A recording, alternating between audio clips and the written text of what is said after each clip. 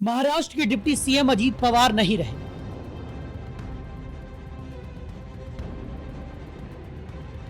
लेकिन हवाई पट्टी तक पहुंचने से पहले ही प्लेन क्रैश हो गया।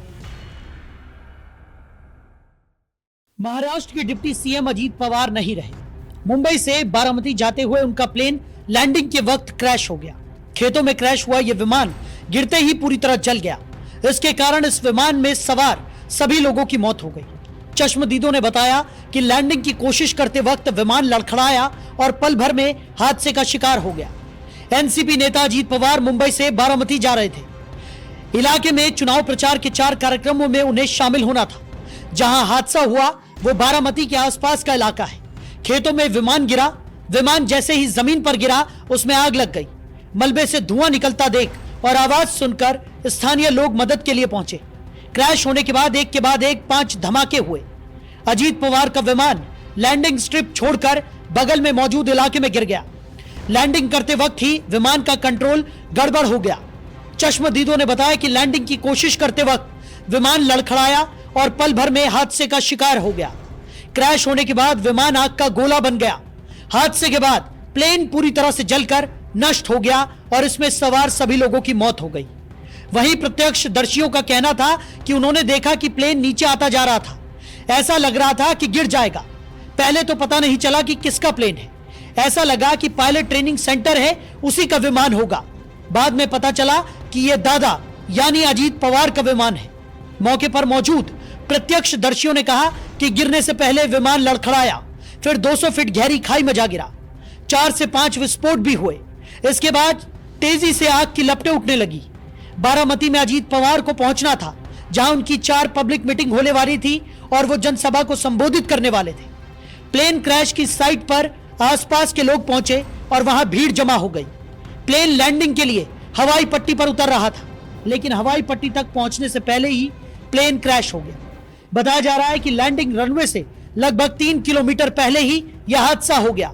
हादसे के बाद मौके पर पुलिस और प्रशासन की टीमें राहत एवं बचाव कार्य में जुट गई। अधिकारियों ने घटनास्थल को घेरकर सुरक्षा व्यवस्था मजबूत की। मौके पर विमान का मलबा पड़ा हुआ था, जिससे लगातार धुआं उठ रहा था। आसपास के लोग बाल्टियों में पानी लेकर पहुंचे थे। पुलिस हादसे के कारणों की जांच कर रही है। इस दर्दनाक हादसे के बाद न केवल राजनीतिक क्षेत्र में बल्कि आम जनता में भी शोक की लहर दौड़ गई। जिस प्लेन में अजीत पवार सवार थे वो लियर जेट 45XR था।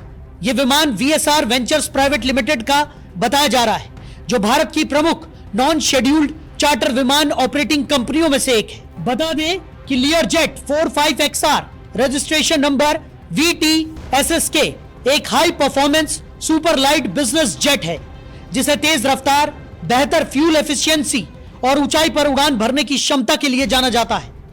यह विमान आमतौर पर शॉर्ट और मीडियम रूट्स की उड़ानों के लिए इस्तेमाल किया जाता है। विमान का विंग स्पैन करीब 47 फीट है और इसका वजन लगभग 9,752 किलोग्राम बताया जाता है। 1990 के दशक में यह विमान डिजाइन हुआ। इसे super light business jet category में पेश किया गया था। इसमें कैबिन में खड़े होने की जगह नहीं है, लेकिन लियर जेट सीरीज की पहचान रही है हाई स्पीड परफॉर्मेंस, जिसके कारण इसे पसंद किया गया। वीएसआर वेंचर्स प्राइवेट लिमिटेड की स्थापना और मालिकाना हक वीके सिंह के पास है। कंपनी प्राइवेट जेट चार्टर में हेलीकॉप्टर रेंटल, मेडिकल इवैक्यूएशन यानी कि एयर एम्बुलेंस और एयरक्राफ्ट लिंजिंग जैसी सेवाएं हैं। इसकी फ्लीट में लियर जेट 45XR के अलावा Beechcraft, Super King Air B200 और अगस्ता 109 हेलीकॉप्टर जैसे विमान शामिल हैं। कंपनी का हेड ऑफिस नई दिल्ली के महिपालपुर में स्थित है और यह company end to end aviation consultancy और एयरक्राफ्ट मैनेजमेंट सेवाएं भी देती है।